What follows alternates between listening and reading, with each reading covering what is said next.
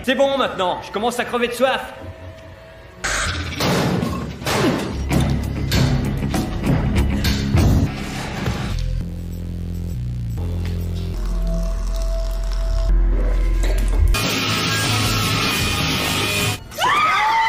Iron Doors, sebuah film thriller misteri dengan plot yang cukup membingungkan hingga di akhir film. Simpelnya, film ini bercerita tentang seorang pria yang terjebak di sebuah ruangan yang entah ruangan apa itu. Di dalam ruangan itu, ia sangat sengsara. Ditambah, ia tak mengetahui siapa orang yang telah mengurungnya di sana. Penasaran seperti apa filmnya? Oke, langsung saja kita masuk ke dalam alur ceritanya.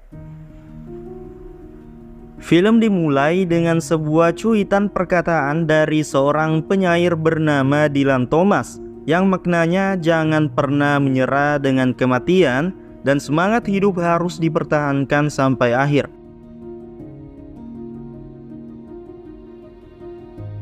Setelah itu, kita diperlihatkan dengan seorang pria yang bernama Axel.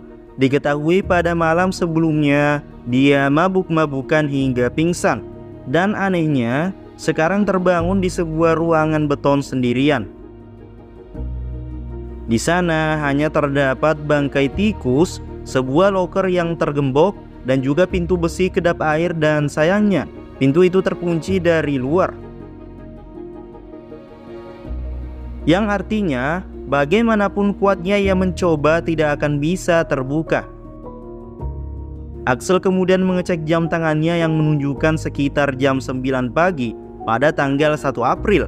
Ia pun meyakini bahwa ini semua adalah perbuatan dari teman-temannya yang mengerjainya di hari April Mop. Yang mana dia semakin merasa jengkel sebab harus berangkat ke kantor. Lebih buruknya lagi, HP-nya yang tidak mendapat sinyal.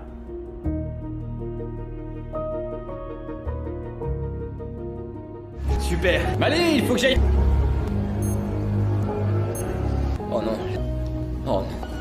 Axel benar-benar terkurung di ruangan itu tanpa bisa meminta pertolongan ke siapapun.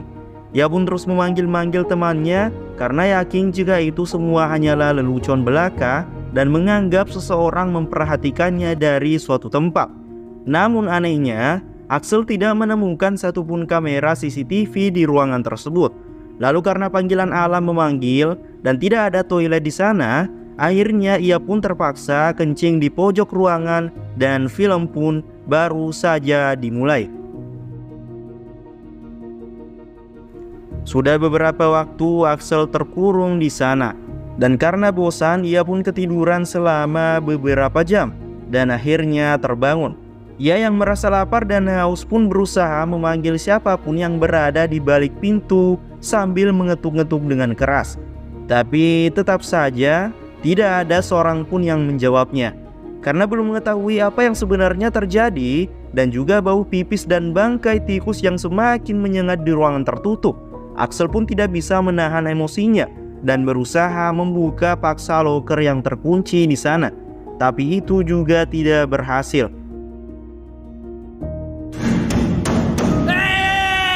C'est bon maintenant, je commence à crever de soif.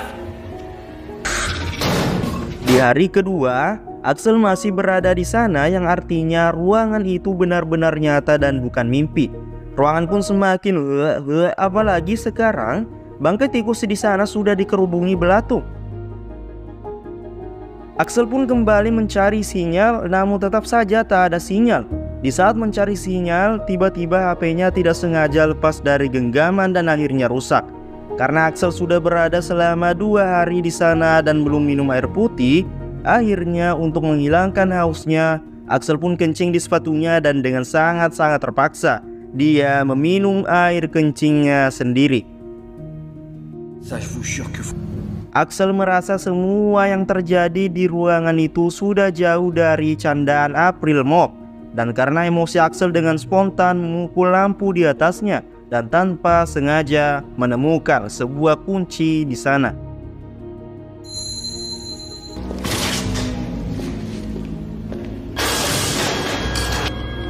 Axel pun mengira yang dia alami sekarang adalah semacam tes dan dia berhasil membuka gembok loker dengan kunci tersebut yang ternyata loker itu berisi gas nitrogen. beserta alat-alat lainnya seperti regulator, selang gas, pemantik api, kunci Inggris, palu, dan pahat. Dengan segera, Axel pun langsung menyeting gas nitrogen, menyalakan apinya dengan pemantik lalu mencoba memancing air dari pemadam api di langit-langit untuk minum sekalian mandi. Ia juga membakar pintu besi dengan api nitrogen, tapi ternyata upayanya sia-sia. Air tidak menyembur dari langit-langit dan pintu besi juga tidak meleleh sama sekali. Axel pun hampir putus asa dan berasumsi jika ada seseorang yang ingin membunuhnya perlahan-lahan. Namun semangatnya kembali ketika Axel memikirkan balas dendam ke seseorang yang berani menyekapnya di ruangan itu.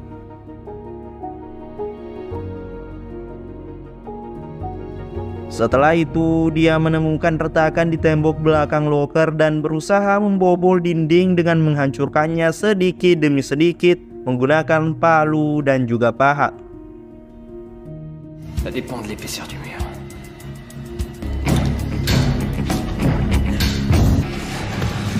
Sans air, je vais pas y arriver. Karena tenaganya sudah habis dan juga ia kekurangan oksigen, akhirnya ia pun tak bisa melanjutkannya. Karena tak ada pilihan lain lagi, dengan terpaksa ia pun menghirup nitrogen langsung dari tabungnya, memakan belatung dari bangkai tikus, juga kembali minum air kencingnya. Setelah energinya pulih, Axel pun langsung membobol dinding sampai akhirnya dia menemukan kerangka beton dan membakarnya.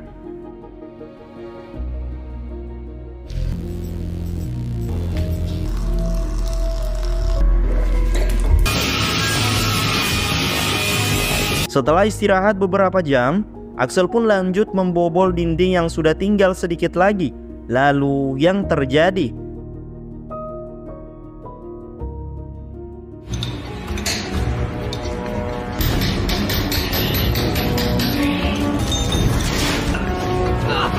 Alih-alih muncul di luar, ternyata di sebelah ruangan itu ada ruangan yang sama. Akan tetapi di ruangan itu terdapat sebuah lampu jadul yang tergeletak di bawah beserta sebuah peti mati.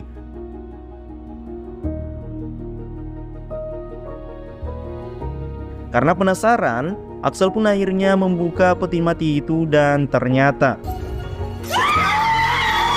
peti mati tersebut berisi seorang wanita yang diketahui bernama Rungano. Si wanita pun terkejut sekaligus ketakutan melihat Axel karena ternyata Rungano baru tiba di sana dan tidak bisa berbahasa Jerman.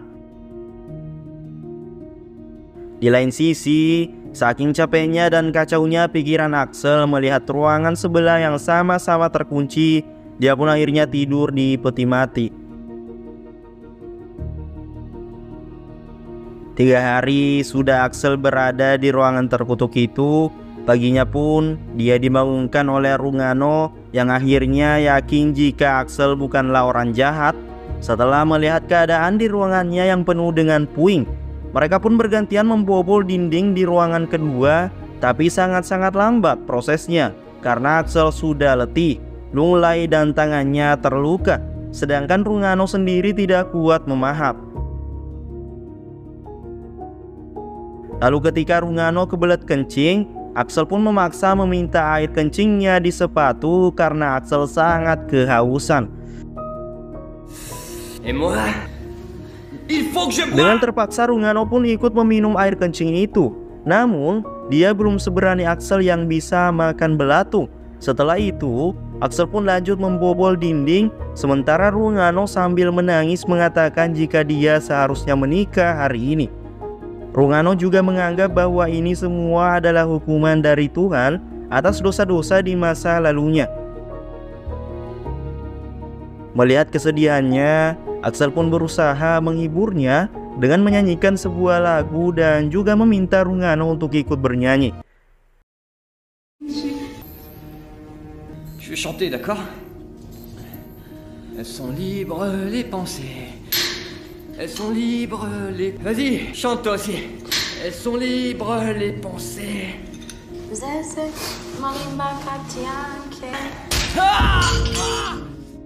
Karena selama 3 hari hanya makan belatung serta minum pipisnya sendiri, Axel pun demam dan tanpa sengaja melukai tangannya sendiri dengan palu.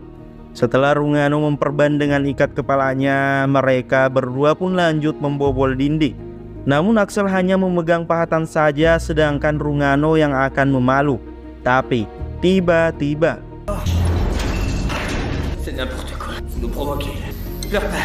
pintu yang ada di belakangnya tiba-tiba rodanya berputar. Namun setelah berbalik, roda pintu itu kembali ke asalnya. Namun ketika mereka berdua lanjut membobol dinding, roda pintu kembali berputar lagi. Jadi setiap Axel atau Rungano melihat ke arah pintu, pintu akan kembali berputar ke asalnya. Axel pun punya ide, mungkin saja mereka harus tetap membobol lalu jalan mundur perlahan-lahan membelakangi pintu tanpa melihatnya. Sampai akhirnya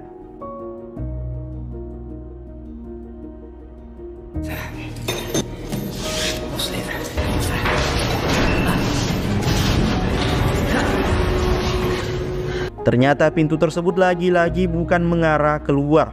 Dan di ruangan ketiga terdapat sebuah lampu gantung yang tergeletak di tanah serta satu liang lahat yang kosong. Axel dan Rungano mengikuti cara di ruangan kedua, yaitu dengan menggali di dasar kuburan sambil membelakangi pintu. Namun cara itu tidak berhasil di ruangan ketiga. Axel yang semakin capek dan demam pun akhirnya berhenti menggali karena sudah tidak kuat lagi. Dan karena sudah terlalu stres dengan semua yang terjadi, Axel berteriak memanggil-manggil seseorang yang membawanya ke sana. Bahkan Axel menganggap sosok di balik semua itu adalah alien, yang mungkin saja di ruangan ketiga si alien menyuruh Axel untuk memakan Rungano dan menguburkannya di liang lahat. Tapi tentu saja Axel tidak akan melakukan hal seperti itu. Melihat Axel yang semakin lemah, Rungano berusaha mengangkatnya keluar liang lahat, lalu dia berteriak. Karena bingung dengan apa yang sebenarnya terjadi di sana, Rungano terus memanggil-manggil siapapun yang membawanya ke ruangan itu dan mempertanyakan apa yang seharusnya dia lakukan sekarang. Sambil menangis, Rungano meminumkan air matanya ke Axel lalu meraba tubuhnya sampai akhirnya mereka pun bercocok tanam.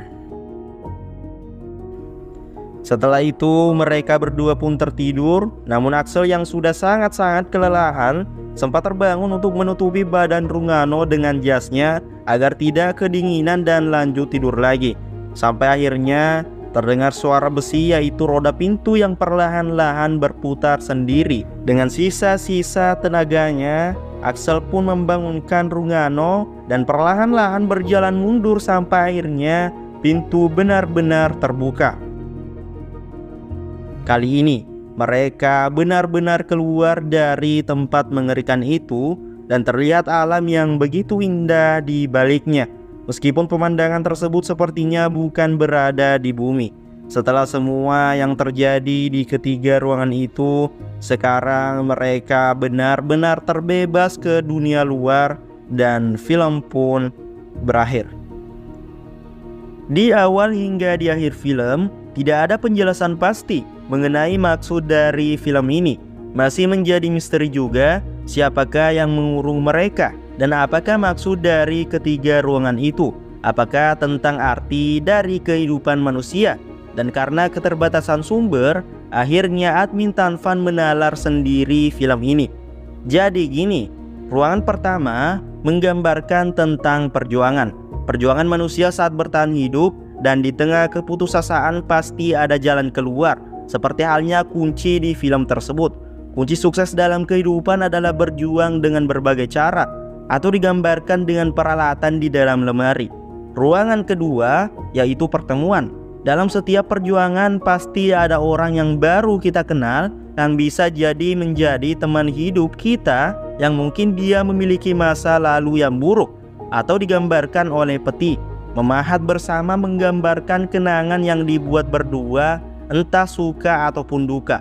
Kemudian ruangan yang ketiga yaitu keputusan. Kita memutuskan orang yang kita kenal tersebut akan menjadi teman hidup atau sebagai musuh.